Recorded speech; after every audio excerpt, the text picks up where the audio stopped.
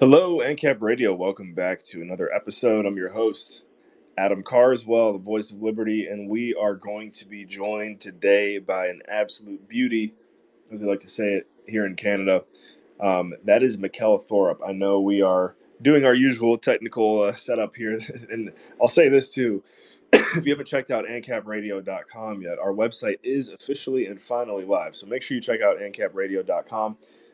Once we have the platform to where we want it, meaning being able to go live on our own without needing Twitter to facilitate this piece for us. I'll just go ahead and say I'm looking forward to that day because this is always the fun part, bringing on guests, anarcho-capitalists that usually spend no time on social media, which is, I'd say for all the right reasons. This is the one hurdle that we always run into, is just making sure we start the show the right way. So thank you in advance for your patience, whether you're listening live or on the replay. We have Mikkel Thorup joining us today, and we're just ensuring that his Twitter connects properly. I know if we do run into technicalities, I just want to relay this to our team, who I know you guys are listening. Mikkel said he was downloading Twitter on his phone in case we needed to go that direction, but it looks like he figured it out on desktop, or at least we're one step closer there. So we will be bringing him up here on stage soon. As we get ready for that, I'll just go ahead and give a quick background on Mikkel Thorup for those here who are not familiar with him and his background. So Mikkel, I do know this too, and I should have gotten clarification from him, but I know he's Canadian. I know he no longer lives in Canada.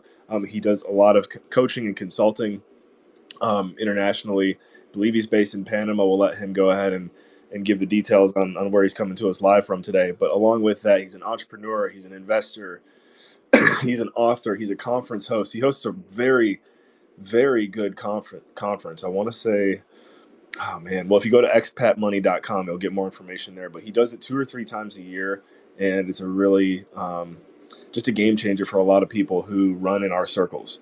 So if you're not familiar with Mikkel, this will be the first, and this is the first time you're seeing his name. I would say get used to it. As far as someone who is blazing trails in the world of anarcho-capitalism. And Mikkel, I'll let you let us know exactly how old you are if you want to, but I believe under the age of 40 or close to it. I mean, he's really setting the tone for the next generation in many ways. So I do see we got you set up here as a speaker now, which is great. Your mic is muted, just as a heads up. But Mikkel, thank you for joining us today, and welcome to the stage here on AnCap Radio. Pleasure's all mine. Let me know if you can hear me okay. We can, which is great. I know we always kind of hold our breath when we have guests joining us from desktop. So it is good that Twitter finally made that adjustment. There was a time where you could only do this on mobile. So we're happy to have you here. Could you just tell our listeners a little bit about your background and also where you're coming to us live today? Sure. So, Canadian citizen. I'm currently residing in Panama. You asked me how old I am. I don't think I've ever been asked that in an intro before, but I'll be 41 very soon. And then a couple of weeks, I'll be 41. I have been at this for nearly 25 years straight. I've traveled to over 100 countries. I've lived in 9 different countries. I've circumnavigated the globe over 400 times. I do this kind of work at the hobby level, as in I get a giant kick out of it. I think it's really cool and fun, and I geek out about it every day. I do it at the business level. I run expatmoney.com, which is our main website. I work as a consultant helping high net worth families move offshore, deal with their tax, their immigration, their legal, their investment, financial type of issues. I work side by side with all the lawyers. I got full-time lawyers that work for me. We're a group of I got 20 staff that work for me, so definitely not a one-man band.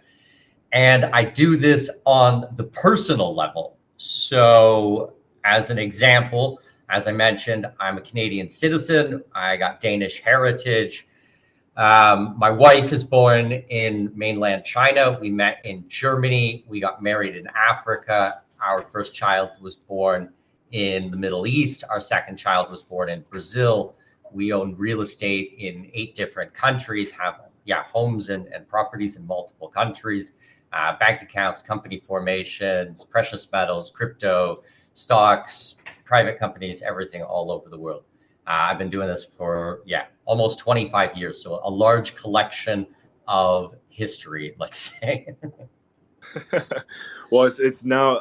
Thank you for the refresher, because I was familiar with your background, but really not to that extent. So I feel like I'm almost playing a game right now where it's like the Wheel of Fortune, and you just drop 10 topics that we could talk about for 10 hours each, right? So I'm just gonna spin this imaginary board in my head, and I think I want to start with family, because I know it's a big thing for both of us. And congratulations in advance. I know you're going to be a dad times three here soon. But tell us a little bit about what that journey has been like for you as a father, helping ensure that your children have, more options than you did right out of the gate, because I know that that's a big thing for you. Yeah, absolutely. Family is extraordinarily important to me. I'm very upfront about this in all my work. I'm a happily married man. I love and adore my wife. I treasure her. She's everything to me. We have two gorgeous kids together. I got a 7-year-old and a 2-year-old. They're the love of my life. My daughter is my absolute hero. My mother lives with us as well. She's lived with us for 7 years, helping to take care of the kids and stuff. So I'm very much a family man. And I'm very, upfront about that. As I said, I don't pretend to be some type of playboy out there rinsing it, drinking cocktails all night and gambling or something, driving Lambos. Like, that ain't my style, like my style is I'm a down-to-earth father. Yeah, I've done lots of crazy stuff in my life. There's no question about that. I'm adventurous, but I am first and foremost a family man, through and through and through to my core. Now, as for my kids themselves, I told you where the kids are born. My daughter, is 7 years old. She was born in the Middle East, which was a very cool experience. We lived over there. My wife lived in the Middle East for 9 years, 3 years in Doha, 6 years in Abu Dhabi. I was 8 years in Abu Dhabi, Dubai, and my daughter was born over there. And she's working on her, fourth, fifth, sixth language at the moment. She speaks native level English, native level Spanish, and native level Mandarin Chinese. We were working on Russian for a few years, but she decided she doesn't like Russian anymore. So she asked mommy and daddy if she could switch to Arabic.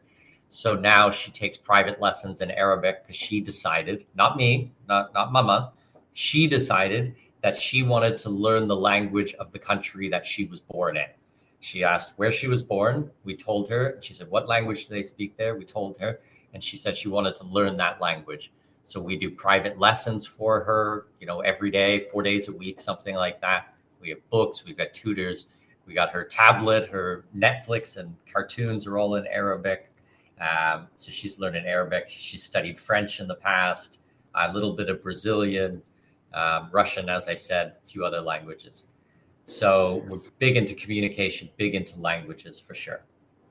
Right. Yeah, that's so cool. I remember you telling me about her watching cartoons in Russian, and that's hilarious. That she was like, I don't want to do that anymore. We're going to go with Arabic now. So that's great. Yeah.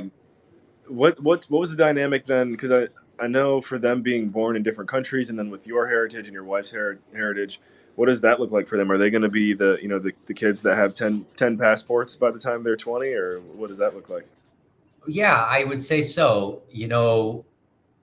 Without disclosing everything, because I do believe I'm entitled to a bit of privacy, but I can share a couple of things. Sure. And I can always to talk to you in general terms about how to get second passports, immigration, the lexicon, what's available, what's not available, laws involved, taxes, implications, people to work with. I can talk to you about any of those things.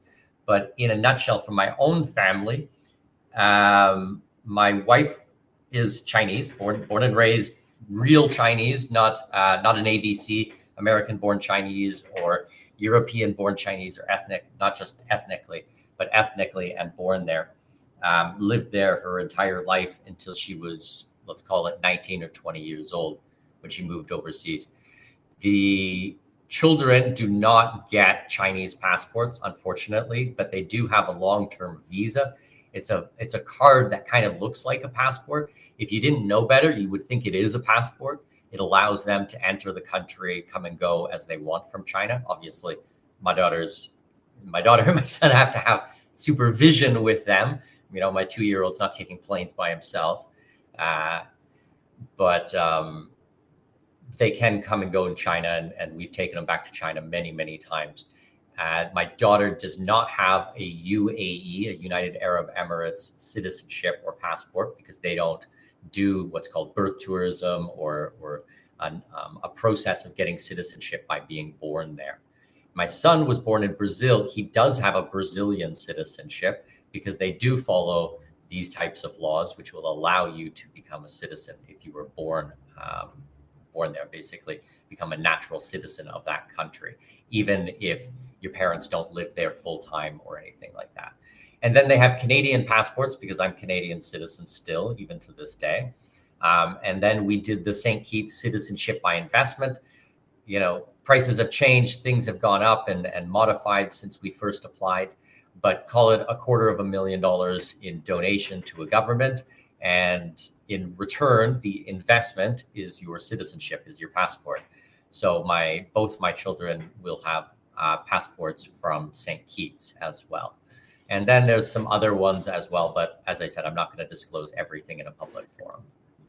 Sure. And yeah, just keep that in mind as well. If you're with us live or on the replay, I'm sure, Mikkel, what would be the best way just for those who do want to maybe pursue you from a consulting perspective? Is that all through expatmoney.com?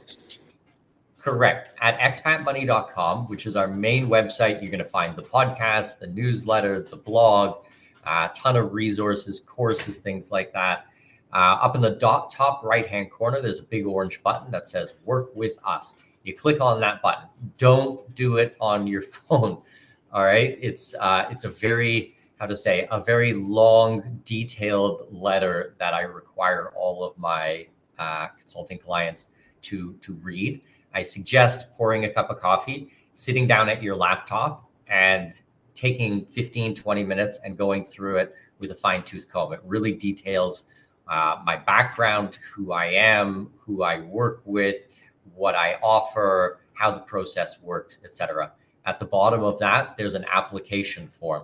You fill out the application form, it'll go to my staff, I'll get a version of it, I'll take a look, I'll see, do I think this is going to be a good fit, yay or nay?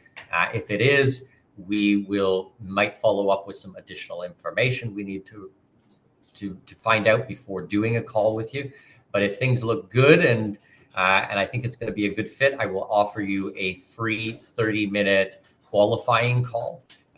This is not a consultation call. It's not, hey, let's rinse it for Mikkel and get free consulting work. It's, hey, let's see if this is a good fit and we're going to like each other. We're going to get along. We're philosophically aligned. Can Mikkel help me? These types of things. If it is, and I think, yes, I can help you, it's going to be a fun experience, because to be honest with you, I don't have to do consulting. I'm fine, financially well off, so it's okay. If we don't decide that it's a good fit, we can go our separate ways. No pressure, no obligations. But I only want to work with really interesting, cool, fun, upbeat, action-oriented type of people, because I think that's just good people to spend time with. Make sense? 100%. So yeah, and just for a reminder and update for those who are just joining us or on the replay, we're here live for the next 45 minutes with Mikkel Thorup of expatmoney.com. If you haven't checked out his website, do so. Make sure we drop that below in the thread as well. Be sure to like and retweet this space too. Make sure you follow Mikkel and everyone up here. And we are going to be opening up the floor for callers in about 15 minutes. So just a reminder, if you do have questions for Mikkel or comments, we will be opening up the line for callers soon, but not yet. And I want to kind of zone in on what you were talking about with your connection with China there, Mikkel, and for your wife and children now as well. We had a good friend of ours on last week, Jayant Bhandari. I'm sure you're at least relatively familiar with Jayant. I don't know if you guys have met before. And not in person, but I've taken phone calls with him, and a big fan of the conference he does out in Vancouver every year. What an amazing get-together of smart, intelligent, well-informed people. Yes, absolutely. And I'm looking forward to attending that one again this year. So yeah, Giant's great, and his his wife is Chinese. He actually has a little one now as well, and he was kind of helping paint the picture. And I don't know, it was the last time you were there physically, but would just kind of like to get your take as a Westerner of what China is really like, because I think we get this huge, you know what I'm talking about, right? Like we really have no idea what it's like here in the West. So what's your take on China? What a cool question. What an absolute, very, very, very fun, cool question. I get people every day who tell me what China is like, what the government is like, what the culture is like, what the people are like, what the history is like, what the food is like, but have never spent substantial time in the country, or possibly have never even visited the country once. I'm not going to sit here, though. I'm not going to say to you, hey, I am the world-renowned expert on China. I am not the world-renowned expert on China.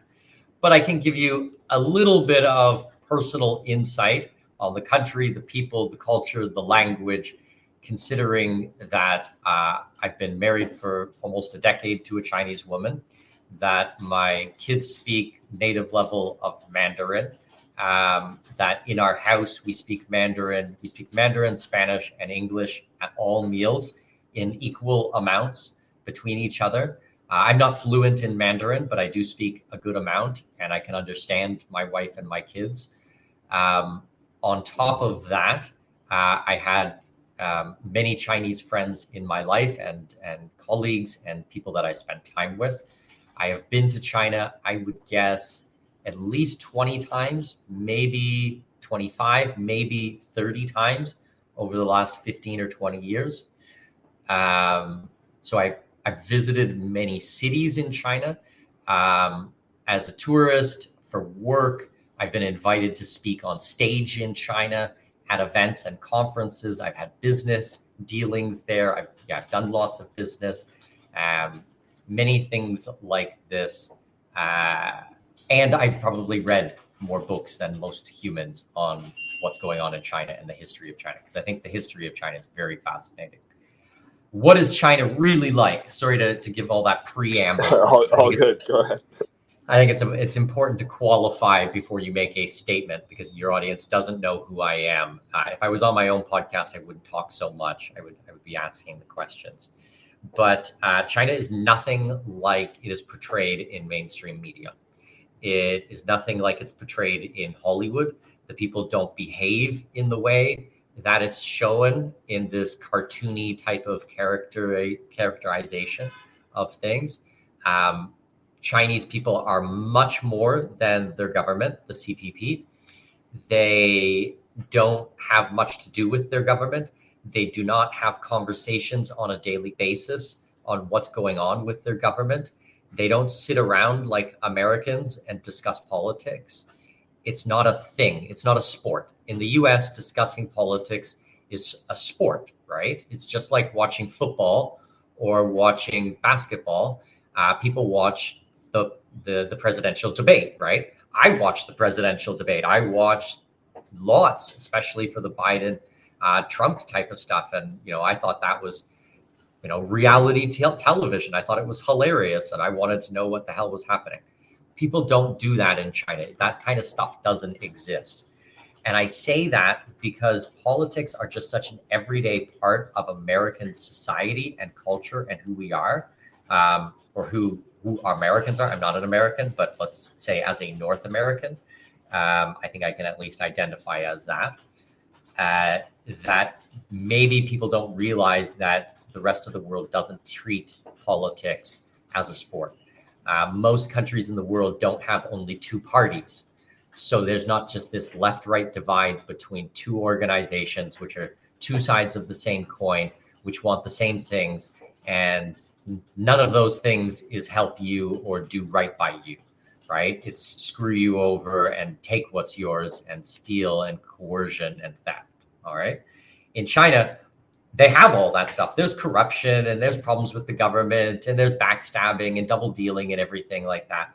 It happens on all levels in Chinese culture. My point, though, is that people are not talking about it on a daily basis because they don't give a shit. They just don't care whatsoever.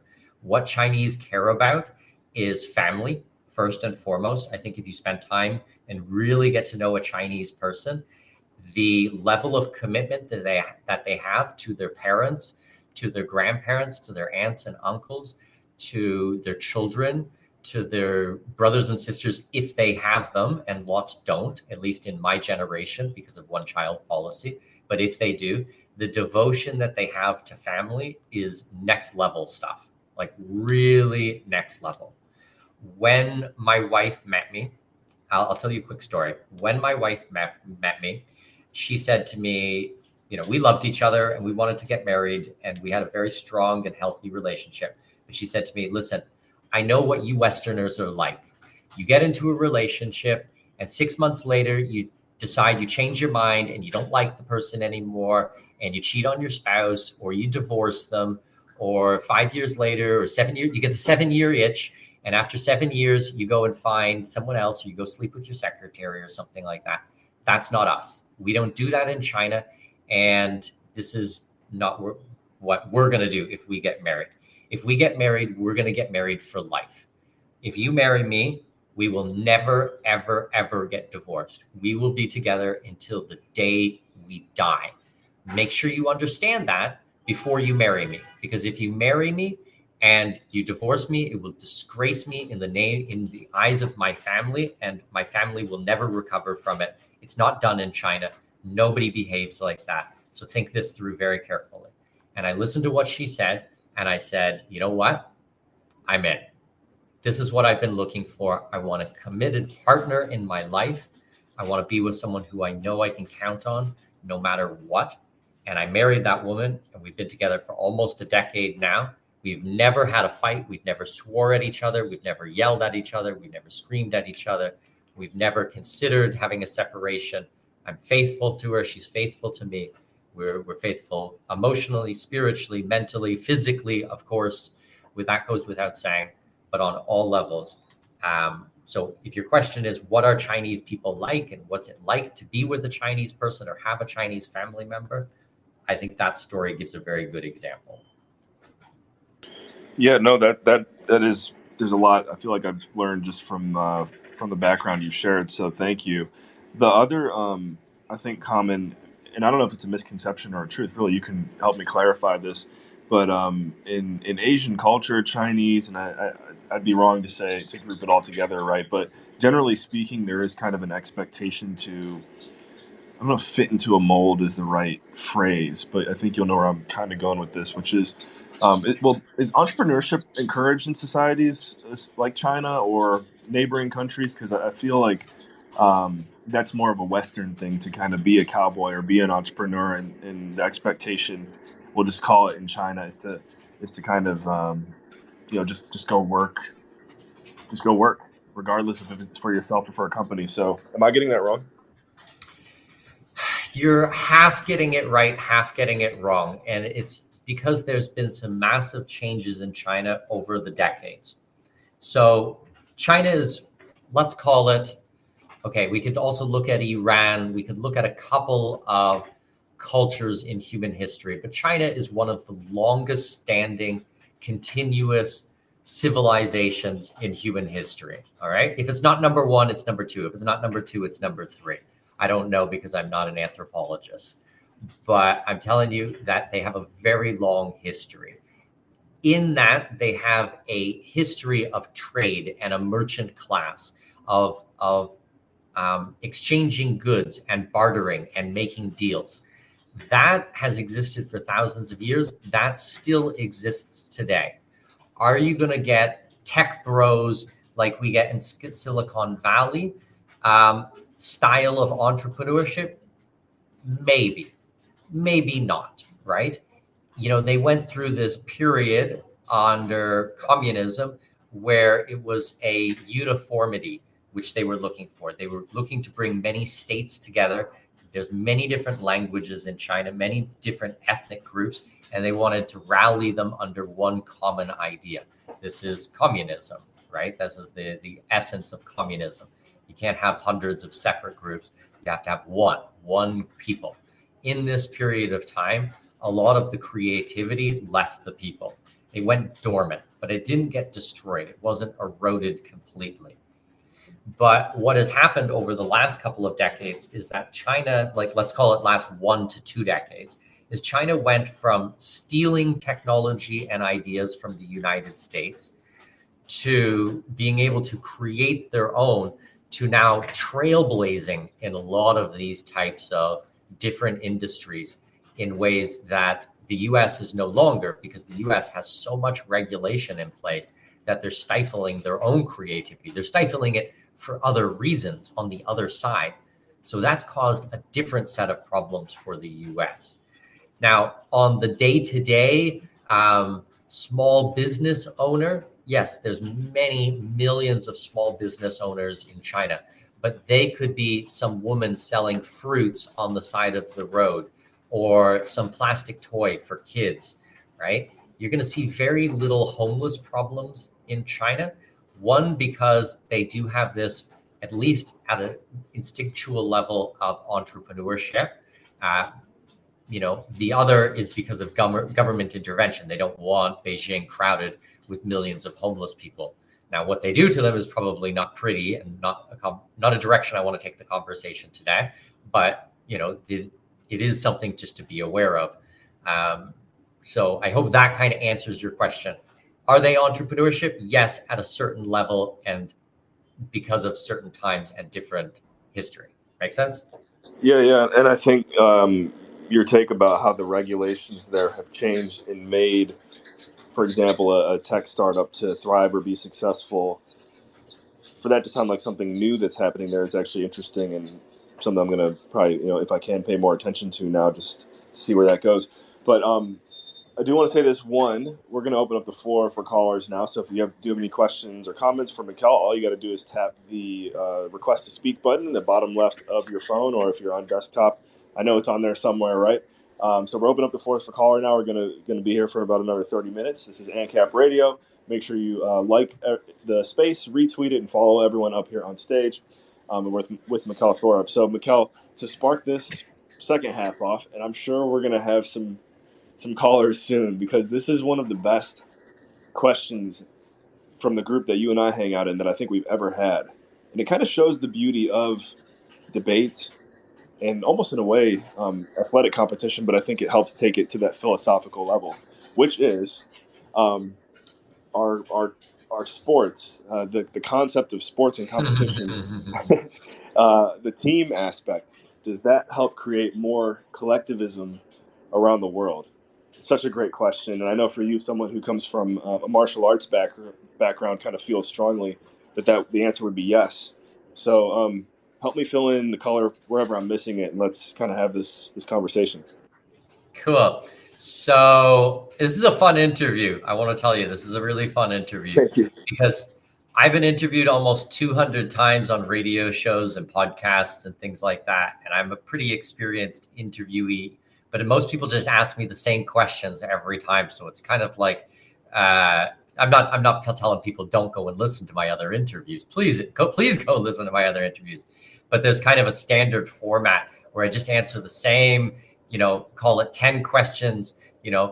What's your favorite country in the world? Where do you like to spend time? How do you get a second passport? How do you save money on taxes? How do you protect your assets? How do you set up a gold vault? How do you form a company?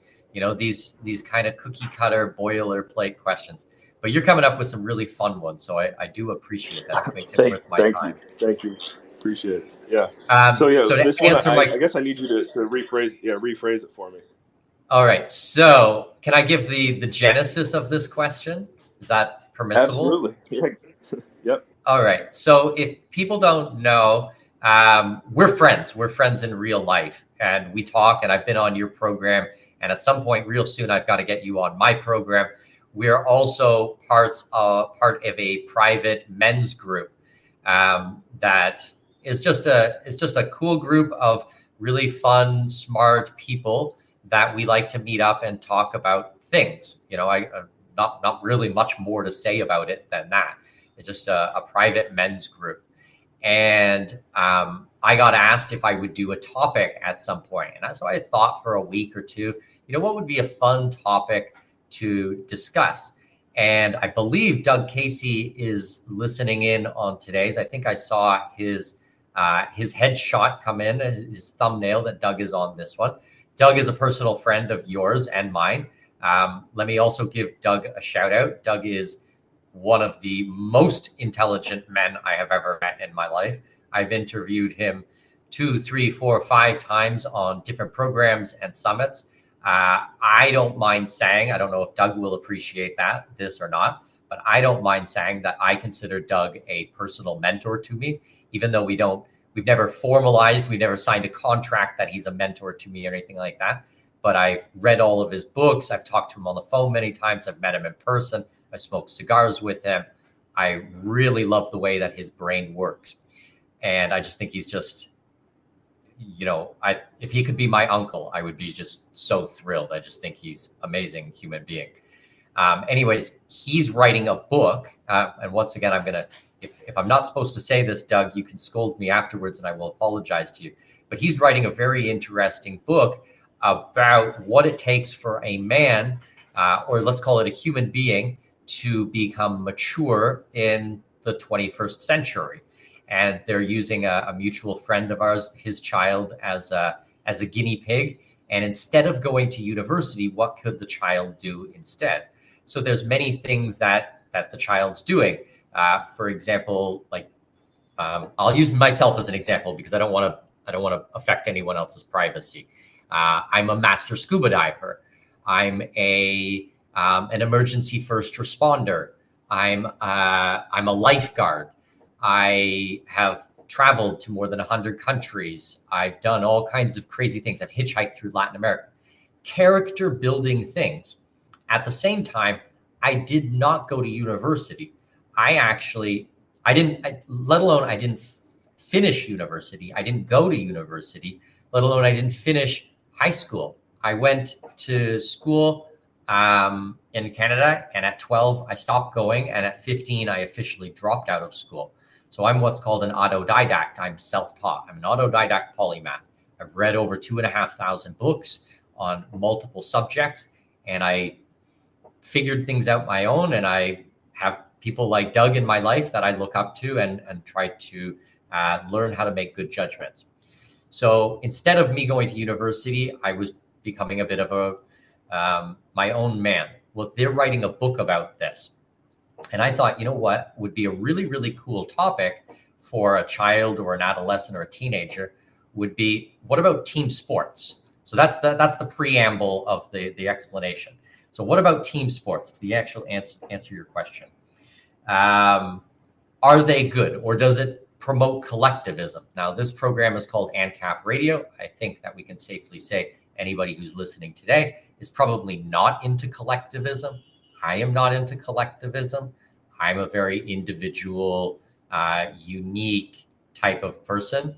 I'm not your typical, and some people really like me and some people hate me. So feel free, if you hate me, it's normal. Lots of people hate me. You can unsubscribe or turn off the interview. But if you think that anything that I'm saying today makes sense or there's any value in it, then we got tons of other work on our own podcast. So I thought, all right, actually, I'll pause for a second to get a glass of water because my preamble of getting a bit out of control today. Yeah, well, so we'll have. I mean, I guess we'll still have a good 25 minutes to dig in here. If I remember correctly, when we brought this one up on the men's group, we ran out. I don't want to say we ran out of time, but it's a conversation that can continue on just because there's so many different angles. So I'm looking forward to. I think we went for 2 hours straight, and there was call it 15 or 20 men commenting. We were talking about our own childhoods and sports that we played and how it made us feel and what we went through. And did it shape us? Did it not shape us? Did we enjoy it? What other sports did we get? You mentioned karate. I did karate from the ages of 6 until 17. I was on Team Canada for martial arts. I competed internationally. I used to go overseas as a child, as a teenager, to compete in martial arts at very, very, very high levels, high competitive high stakes type of competitions, and I loved it. And it was a dream for me. Now my daughter does 2 types of martial arts. She studies about 10 hours a week through 2 different senseis, including private lessons, 2 hours of private lessons on the weekends. And I've restarted martial arts with her. I don't put her in basketball. I'm not putting her in football. I'm putting her in things that I think will develop massive amounts of character for her in her life. And I think that martial arts is a good example of that. I'm not saying it's the best example of that. I'm not saying it's the only example of that. I'm saying it is a good example of a character building activity that you can do with your body. Right, and I chuckled there for a moment because when you said football, I was thinking American football, but I guess where you're at, football would be soccer. I'm not putting her in either, but I could. I Yeah. mean, who knows? This is 2024, so if she wanted to be a linebacker, I guess I'd be wrong to say that she wouldn't be accepted. Maybe she would. Right. Yeah. She might have a slot on the team that there's you have to have at least this many women. Don't we have 7-foot female basketball players now who were born with an extra appendage and have it surgically removed? I don't know. This is once again 2024, chemically altered. I actually, it's funny you say that. I know someone who she's a rock climber, college student in Texas, and all I know is I can't remember the specifics, but she did lose to basically a man was the one that beat her in the competition. And so that's interesting where we're at now. I do see we have our first caller here today, so I do want to make sure we get Archer Ships here up for your question. So one moment while we get you connected here, Archer. I believe first time listener, first time caller as well. So Archer, good to have you up here. Could you just let us know where you're calling in from and what your question is? And you're on mute right now.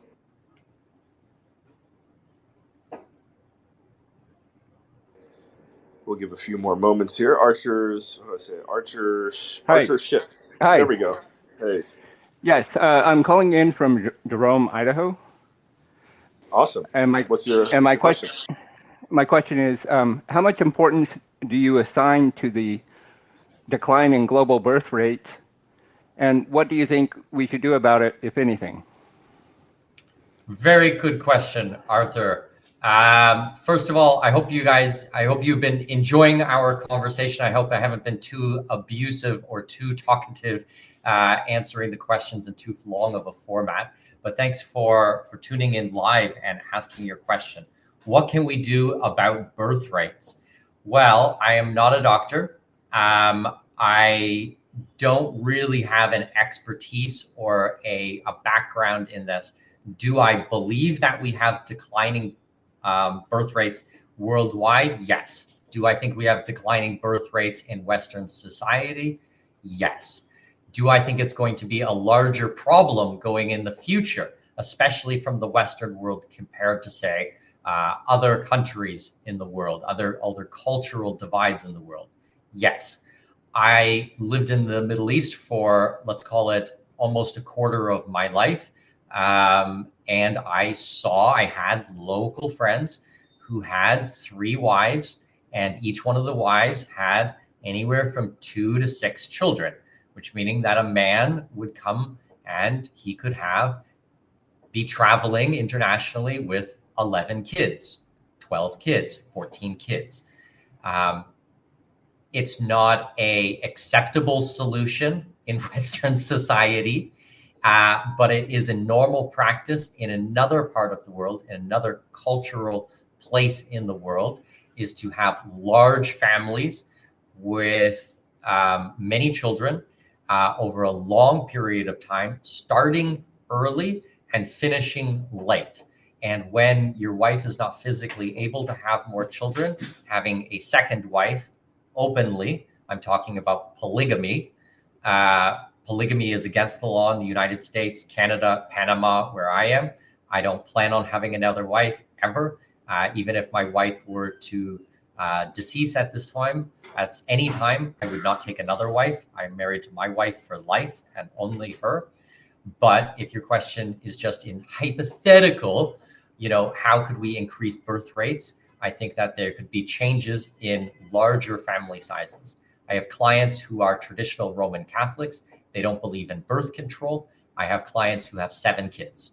I have a very good friend of mine who is just here in Panama visiting me. He has 5 children and he's in his 30s and he's not done. He's very open about the fact he ain't done. He's getting more kids, more kids, more kids. I have 2, soon to be 3, and I love kids. And if I can have a 4th, that'll be amazing. I started when I was 32, though. I didn't start when I was 22. I didn't start when I was 18. Does that make sense, Arthur? Yes, that's great. Thank you for the response. And a My big fan of pleasure. your podcast. Oh, you're too kind. Thanks so much. All right. Thank you, Archer. Thank you. Good to have you here. Great question. And that's Archer. I'm sorry. I said Arthur. I apologize to you. How horrible of me. Archer. Sorry about that. No worries. Oh, good.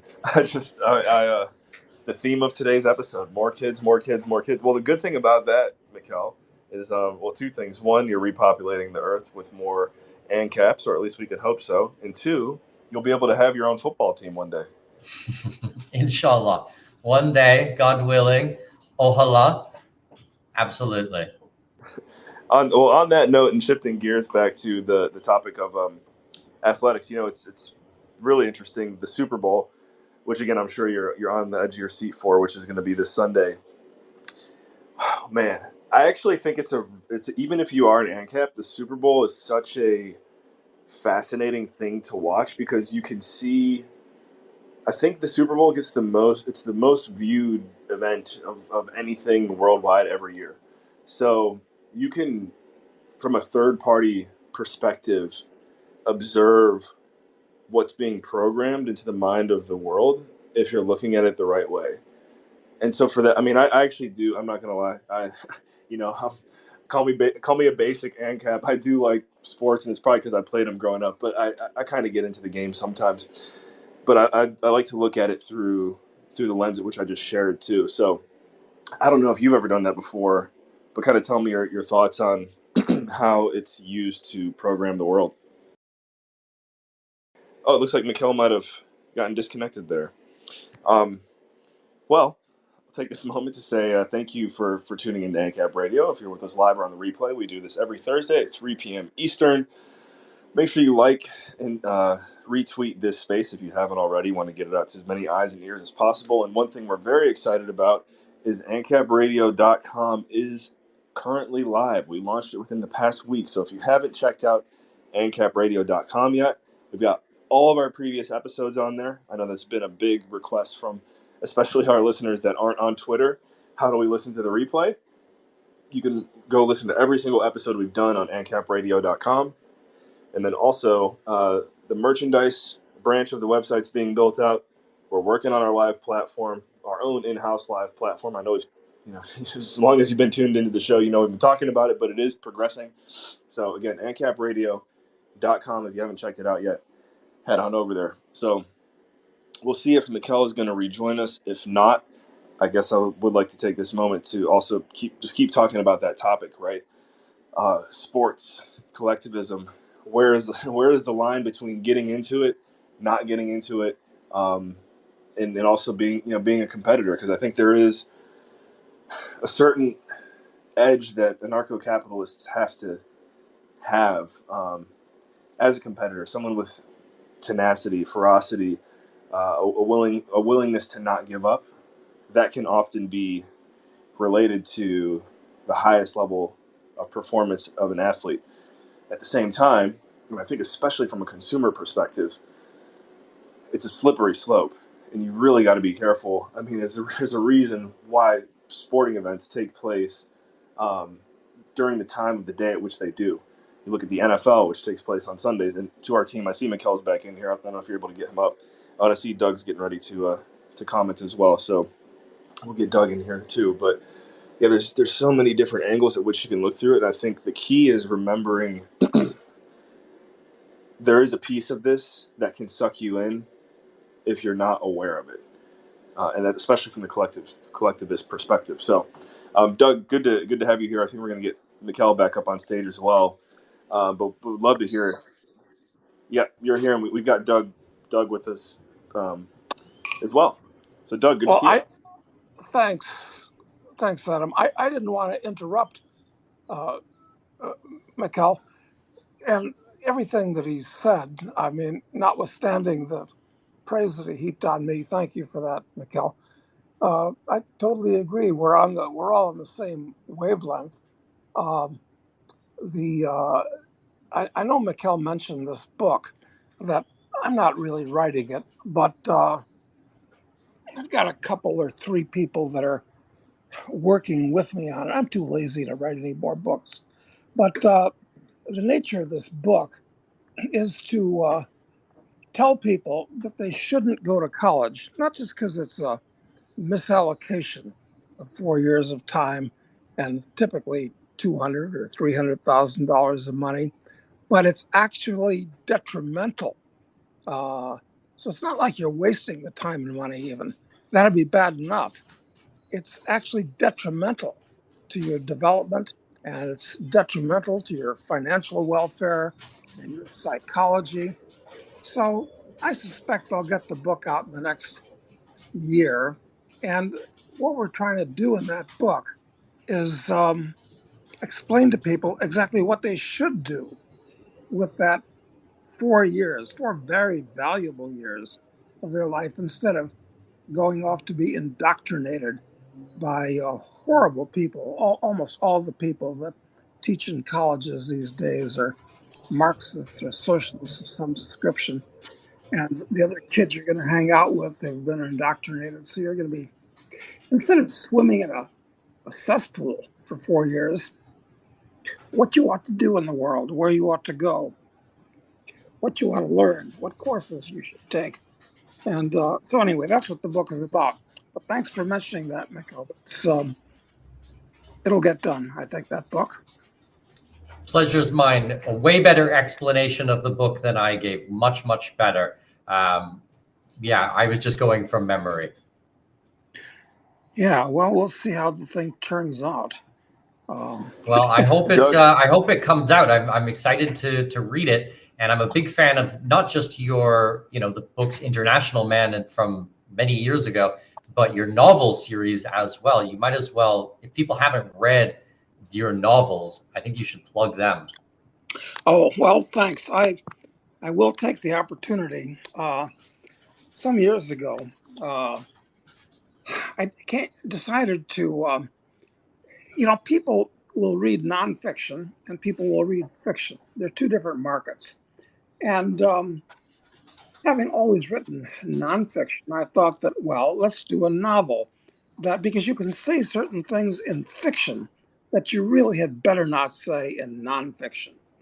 So this is a series of 7 novels that take our hero from being basically a young guy to through life. What we're doing is reforming the unjustly besmirched reputations of some highly politically incorrect occupations.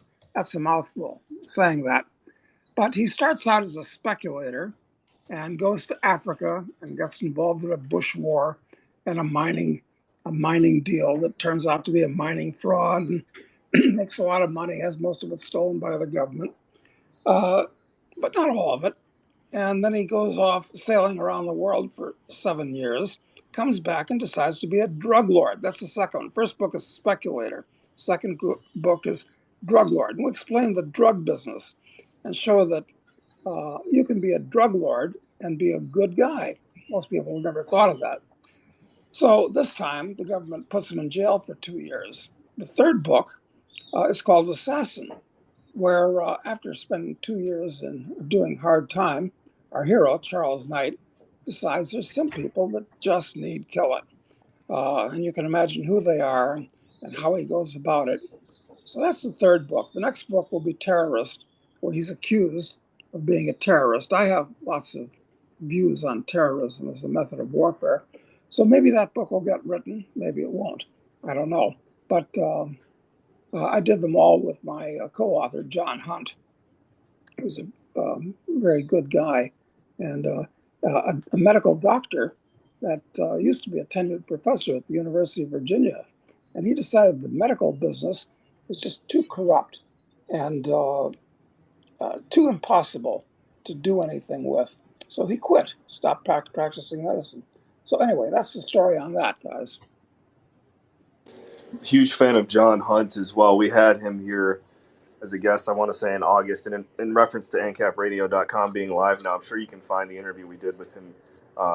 So yeah, highly endorse John Hunt, especially as someone who kind of has that traditional doctor credibility, but more of an AnCap view of it. Just can't endorse him enough, and it's really cool how you and him, excuse me, first got connected as well too, Doug. So yeah, go ahead. We were introduced by Jeffrey Tucker, who's another guy It's funny you mentioned him. We just had a confirmation. So Jeffrey Tucker will be our guest here March 7th, ladies and gentlemen. So if you want to mark your calendar for a good day on AnCap Radio, that also happens to be my daughter's due date for another AnCap. Happy birthday to your new child. Thank you. I do always pay respect to Doug's viewpoint, which is I can't remember who was the philosopher, Doug, that ended up having a son that was basically the complete opposite of him. Oh, well, that was Marcus Aurelius, I think you're referring to. Right. So I'm always Wasn't aware. Nero a psychopath as well? And his father was quite a powerful man. Yeah, well, of course, Nero was a Roman emperor about 100 years before Marcus Aurelius. And he was tutored by the philosopher Seneca. And that's what it was. No, not the father, the tutor. Yeah, it's amazing. This is the danger of having kids. Marcus Aurelius' son was the notorious psychopath Commodus, and Seneca's student was Nero.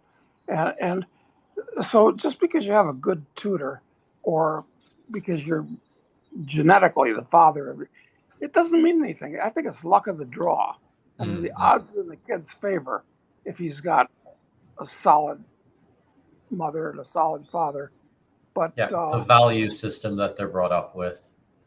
Yeah, if I haven't reproduced, but if I did, and I was unhappy with the values that my son or daughter had, I'd say, hey, good luck to you, but you're on your own. You're disowned. Yeah, I mean, in true Doug fashion, blunt and to the point. Right. Hey, a quick point about your third book, Doug. I don't know if you ever knew, but I was a beta reader for your third one, for Assassin. John Hunt sent me an advanced copy of it. I had to print it out on my office printer and read through it with a highlighter and spell and grammar checked it and checked for congruity and things like that. And I read afterwards the finalized version, and some of the changes that I had proposed to John actually made it in the finished book. So I thought that was kind of cool.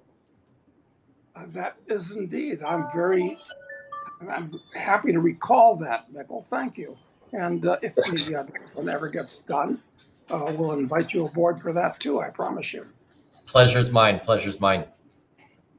It's funny. Well, as we wind it down here, we'll bring it down for landing with a couple of key points. But to reference what Doug was saying, Mikkel, one thing that I've been liking to let our audience know, and you as well know. So Javier Milei, and I'm going to ask you this enough times, Doug, so I don't have to repeat it. But Javier Milei has a good friend that had a book translated from English to Spanish, and Doug was the one who requested for that to happen, and it ended up in Milei's hands. So I always like to say Milei is also currently the president of Argentina per a reading request of Doug. So did I get that right, Doug? Pretty much, yeah. I bought a piece of land in Patagonia, and the chap that acted as the broker was actually a hunting fishing guide. his name is Jorge Truco. We were always talking about philosophy and politics. And I said, Jorge, you should read The Market for Liberty by the Tannehills. And surprisingly, against all odds, he got the book, he read it, and it converted him to being an anarcho-capitalist.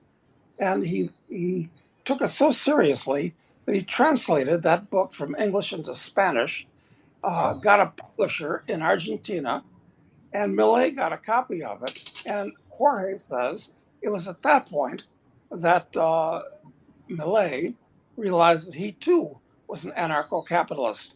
So when I last talked to Jorge, I said, well, that's very good news. And at some point, we're going to have lunch at the Casa Rosada. And he said, no, that's not going to happen. I said, why not? He says, because Millet doesn't believe in free lunches. That's kind of funny. But anyway, that's, I guess at some point we'll meet with Millet. I hope the deep state in Argentina doesn't do something horrible to him. Anything's possible. Yeah, we're all praying for his safety. Yeah. Right. Yep. So, Mikkel, thank you for, I know you're just getting over some illness here too, so we really appreciate your dedication and willingness to show up and do this with us today. Before we hop off, just want to know, kind of your key takeaway, one or two key takeaways from conversation that really stood out to you. Well, first of all, let me say thank you so much for having me. You asked me when you guys first had the idea. I think the genesis for this concept for AnCap radio with call-in listeners and everything like that, I think I was there listening in at the very beginning, but wasn't able to commit to participating at a large scale because of other types of commitments that I have in my life. As a family, with a business owner, with my investments, the family office, the consulting, things like that. But it's incredible what you guys have done in a short period of time. This is a powerhouse. The program is going to be amazing. And to have Doug jump in with us, and I see some of the other speakers. I see Gabriel Custodian listening in, who is an amazing individual and someone I am a big fan of his work. I see James Guzman here, another person I'm a big fan of his podcast. What a smart guy on there. I see lots of really cool people in the live audience today. So lots of cool stuff going on. So first and foremost, I just want to say thanks very much for having me. And if you like, I'm happy to come back, in March or April or May or something like that. Just maybe not on the day that my third child will be born. And I think otherwise we could probably make something happen. Sounds good. Yeah, we would love that. And we want to remind everyone as well, if you haven't checked out Mikkel's website, expatmoney.com, be sure to do so. Get on his email list. He is, I was going to say AnCap's under 40. Well, still, it feels good to be young, right? I got to be one of the top 5, if not top 3 AnCaps under 40 that I'm aware of. So follow him for the next 4, 5, 6 decades if you're looking to just live a more free life.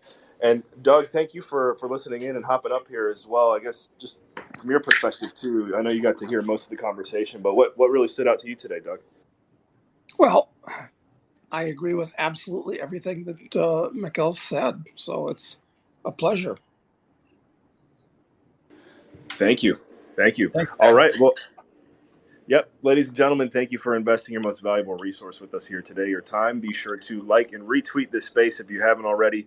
Follow everyone up here on stage as well. We will be back next week at 3 p.m. Eastern, as always, joined by Todd Callender. I'm not sure Todd's official title, but I do know he's an attorney in the Bahamas who dropped a rock star presentation for the group that we're in a few weeks ago. So buckle up and get ready for some more COVID exposure and just ways to protect yourself moving forward in life. That's what we do here. Spread the freedom, spread the philosophy, the truth. AnCap Radio. We'll see you next week at 3 p.m. Thank you. Thanks, Adam. Thanks, Doug. Thanks, guys.